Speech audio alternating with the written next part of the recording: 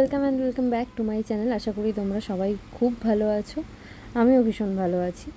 তো আমরা চলে গিয়েছিলাম মাইশোর ঘুরতে, সেই ব্লগটাই আজকে আমি তোমাদের সাথে শেয়ার করব। মাইশোর যাওয়ার মিনি ব্লগ আগেই শেয়ার করেছি, আর আজকের পুরো ব্লগটা দেখতে থাকো, আশা করি তোমাদের ভালো লাগবে। ব্যাঙ্গালোর থেকে উইকেন্ড ট্রিপের জন্য একটা বেশ ভালো জায়গা হলো মাইশোর। ব্যাঙ্গালোর থেকে মাত্র 145 কিলোমিটার দূরেই এই মাইশোর, তাই ট্রেন, বাস বা প্রাইভেট কার যে কোনো কিছু করেই যাওয়া যেতে পারে। প্রাইভেট কারে এই 3.5 ঘন্টার মধ্যেই মোটামুটি পৌঁছে যাওয়া যায় মাইশোরে। মাইশোর শব্দটি এসেছে মহিষাসুর থেকে, যার অর্থ মহিষাসুরের শহর। পৌরাণিক কাহিনী অনুযায়ী দেবী দুর্গা এখানে রাক্ষস মহিষাসুরকে বধ করেছিলেন। সেই ইতিহাস আজও শহরের সংস্কৃতি ও উৎসবে প্রতিফলিত হয়। রাজনৈতিকভাবে মাইশোর ছিল ওয়েডার রাজবংশের রাজধানী। ব্যাঙ্গালোর থেকে আমরা সকাল 7টা নাগাদ রওনা দিই মাইশোরের উদ্দেশ্যে। তারপর এক জায়গায় আমরা ব্রেকফাস্ট করতে দাঁড়াই। ব্রেকফাস্টে খেয়ে নিই গরম গরম চা, আর তার সাথে লুচি আর সবজি আর নারকেলের একটা চাটনি। ব্রেকফাস্ট সেরে আমরা আবার বেরিয়ে পড়ি। তারপর এই 1.5 ঘন্টার মধ্যেই আমরা পৌঁছে যাই মাইশোরে। মাইশোরে পৌঁছে আমাদের প্রথম ডেস্টিনেশন ছিল চামুণ্ডেশ্বরী হিলস, কিন্তু অনেকটা দেরি করে পৌঁছনোয় প্রচুর লাইন পড়ে যায়, তাই আমরা মন্দিরের ভেতরে ঢুকতে পারিনি, বাইরে থেকেই দেখেছিলাম। আর মন্দিরের ভেতরে ঢুকতে গেলে 3 ঘন্টা লাইন দিয়ে তারপরে ঢুকতে হতো। যেহেতু আমাদের সেদিনই ফিরতে হতো, তাই আমরা আর ভেতরে ঢুকিনি, বাইরে থেকেই মন্দিরটা ঘুরে দেখেছিলাম। মন্দিরটা যাবার পথে রাস্তার দুধারে এরম প্রচুর দোকান রয়েছে, যেগুলো থেকে ছোটোখাটো জিনিস কেনাকাটি করা যেতেই পারে। আর মন্দিরের সামনেই ফুল, বেলপাতা, আরও পূজার যা সমস্ত কিছু লাগে সব কিছুরই দোকান রয়েছে। মন্দিরটা বাইরে থেকে বেশ ভালোই লাগছিল, ভেতরে গেলে হয়তো আরও বেশি ভালো লাগতো। যাই হোক, নেক্সট টাইম আবার চেষ্টা করব এখানে আসার। তাই এই মন্দিরে ঢুকতে গেলে অবশ্যই সকাল সকাল রওনা দিতে হবে। আর বাইরে বেরোনোর পথে এরকম পাথরের প্রচুর দোকান ছিল, যেখানে পাথরের বিভিন্ন রকমের মূর্তি ছিল, অনেক ফ্রিজ ম্যাগনেট ছিল, পুজোর সমস্ত কিছু জিনিস পাওয়া যাচ্ছিল। এগুলো ঘুরে দেখতে বেশ ভালোই লাগছিল। এখান থেকে ছোটোখাটো কেনাকাটিও করা হয়েছে পাথরের কিছু জিনিস। বাট এখানকার মেইন যেটা পয়েন্ট, প্রচুর পরিমাণে বার্গেনিং করতে হয়। এরপরে আমরা চলে যাই একটা শেল আর্ট মিউজিয়ামে, যেটা চামুণ্ডেশ্বরী হিলস যাওয়ার পথেই পড়ে। মাইশোরের এই মিউজিয়ামটি পৃথিবীর প্রথম এবং একমাত্র মিউজিয়াম যেখানে সমস্ত কিছু তৈরি হয়েছে প্রাকৃতিক সমুদ্র শামুক দিয়ে। 2023 সালে এই মিউজিয়ামটি largest collection of sea shell artworks শিরোনামে গিনিস ওয়ার্ল্ড রেকর্ডে অন্তর্ভুক্ত হয়। 1,500-টিরও বেশি শিল্পকর্ম রয়েছে এই মিউজিয়ামটিতে, এবং 30,000-এরও বেশি প্রাকৃতিক শামুক ব্যবহার করা হয়েছে সেই শিল্পকর্মগুলি তৈরি করতে। প্রতিটি শিল্পকর্মই এখানে হাতে তৈরি, এবং কোনো কৃত্রিম রং বা প্লাস্টিক এখানে ব্যবহার করা হয়নি। এই মিউজিয়ামটির শিল্পী ও প্রতিষ্ঠাতা হলেন রঘুপতি আর রাও। মিউজিয়ামটিতে ঐতিহাসিক স্থাপত্যের মধ্যে রয়েছে তাজমহল, ইরাকের জিগুরাট, লন্ডন ব্রিজ, আবার দেবদেবীর মূর্তিও রয়েছে, যেমন গণেশ ঠাকুরের মূর্তি, সরস্বতী ঠাকুরের মূর্তি, বিভিন্ন রকমের পশু পাখি, সামুদ্রিক প্রাণী রয়েছে। আর সবচেয়ে বড় আকর্ষণ যেটা হলো, এখানে 8 ফুট লম্বা একটা শেল টেম্পল রয়েছে। এই মিউজিয়ামটি ঘোরার পর আমরা চলে যাই মাইশোর প্যালেস ঘুরতে। মাইশোরে ঘুরতে এসে একটি মাস্ট ভিজিট প্লেস হলো মাইশোর প্যালেস। এটা না ঘুরলে হয়তো মাইশোর ঘোরাটাই সম্পূর্ণ হয় না। মাইশোর রাজবংশের শুরু 14 শতকে। ওয়েডার রাজারা প্রায় 600 বছর ধরে মাইশোর শাসন করেছিলেন। মূল রাজপ্রাসাদটি কাঠ দিয়ে তৈরি হয়েছিল, যা 1897 সালে এক ভয়াবহ অগ্নিকাণ্ডে ধ্বংস হয়ে যায়। এরপর 1912 সালে ইংরেজ স্থপতি হেনরি ইরউইনের পরিকল্পনায় নতুন প্যালেসটি নির্মিত হয়।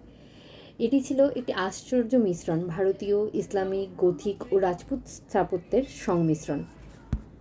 প্যালেসটি পুরোটাই পিঙ্ক আর গ্রে গ্রানাইট দিয়ে তৈরি, আর সোনালি রঙের গম্বুজ, 14টি বড় দরজা আর অসংখ্য জানলা রয়েছে। মূল প্রবেশদ্বার রয়েছে জয়া মার্তান্ডা গেট। প্রাসাদের ভেতরেই রয়েছে চোখ ধাঁধানো সৌন্দর্য। রয়েছে দুর্বার হল, কিল্লাকোঠি, দেয়ালে আঁকা বিভিন্ন ধরনের রথযাত্রা, দশেরা উৎসব, রাজকীয় জীবনচিত্রের বিস্ময়কর চিত্রায়ন। প্যালেসের নিচে রয়েছে গোপন সুড়ঙ্গ, যা রাজপরিবারের জন্য তৈরি করা হয়েছিল জরুরি প্রস্থানের জন্য। প্যালেসটি রোজ সকাল 10টায় খোলে এবং সন্ধ্যে 5:30টায় বন্ধ হয়ে যায়। এখানে ভারতীয়দের জন্য প্রবেশ মূল্য রয়েছে 70 টাকা এবং বিদেশিদের জন্য রয়েছে 300 টাকা। আর মোবাইলের ক্যামেরা করার জন্য রয়েছে 30 টাকা চার্জ, এবং ডিএসএলআরে রয়েছে 100 টাকা চার্জ। অডিও এবং লাইভ গাইড দুটোই এখানে অ্যাভেলেবেল রয়েছে। এখানে প্রতি বছর প্রায় 35 লক্ষ পর্যটক ভ্রমণ করে। প্রতি রবিবার এবং বিশেষ কোনো উৎসব থাকলে এই প্রাসাদটিতে প্রায় 97,000 বাল্ব জ্বালানো হয়, যা একসাথে দেখতে অপূর্ব সুন্দর লাগে। মাইসোরের দশেরা উৎসবে এই প্যালেসটি আরও আলোয় মোড়া এক রূপকথার রাজ্য হয়ে ওঠে। লাইটনিং শোটা হয় প্রতি রবিবার সন্ধ্যে 7টা থেকে 7:45 অবধি। আর দুর্গাপুজোর সময় এই সেপ্টেম্বর অক্টোবর মাসেই 10 দিন ধরে এখানে উৎসব পালন করা হয়। এখানে বহু বলিউড সিনেমারও শুটিং হয়েছে, যেমন রাউডি রাঠোর। প্রাসাদটা ঘুরে দেখতে দেখতে মনে হয় পুরো দিনটাই শেষ হয়ে যায়, আর সময় নিয়ে এই প্রাসাদটি ঘুরে দেখাই ভালো।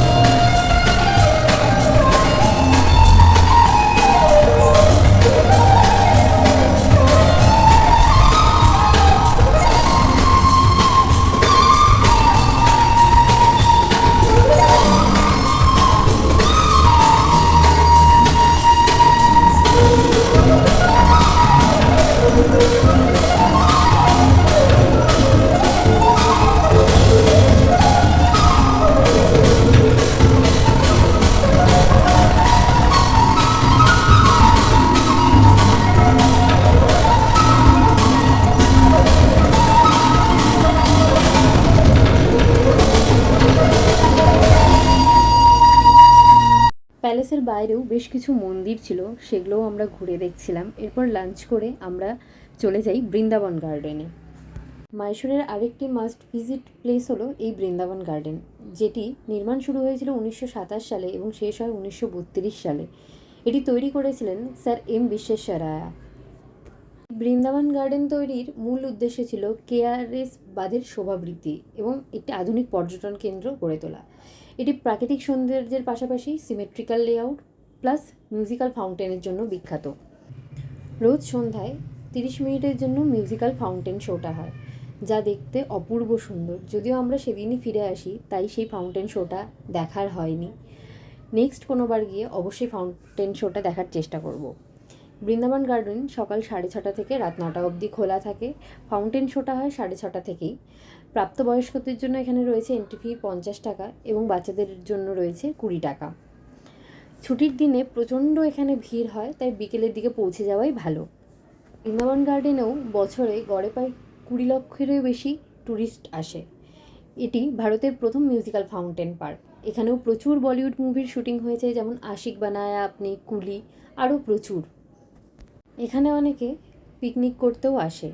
সমস্ত কিছুর ব্যবস্থা এখানে রয়েছে। অপূর্ব সুন্দর লেগেছে আমার মাইসোরের প্রত্যেকটি জায়গা। আশা করি তোমাদেরও খুব ভালো লাগলো। আর ভালো লাগলে অবশ্যই like, comment, share and subscribe করে দিও।